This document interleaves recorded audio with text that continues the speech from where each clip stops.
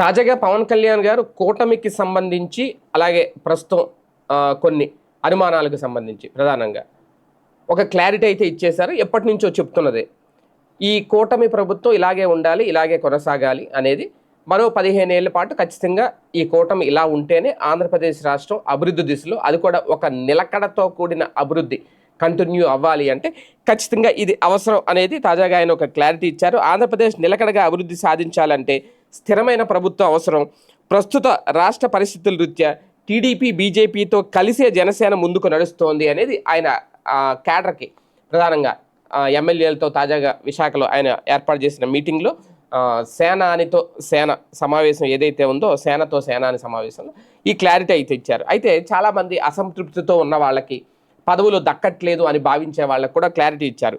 పదవిని బాధ్యతగా తీసుకోవాలి. ఈ రాష్ట్రం కూటమి వల్లనే అభివృద్ధి సాధించింది అనే మాట కోసం, అందులో మనము ఉన్నాము అనే తృప్తి కోసం ప్రతి ఒక్కరూ పనిచేయాలి. అంటే ఇక్కడ పదవులు ఇచ్చిన వరకు తీసుకోండి, అంతకు మించి ఎక్కువ ఆశించద్దు, ఎక్కువ ఆలోచించద్దు.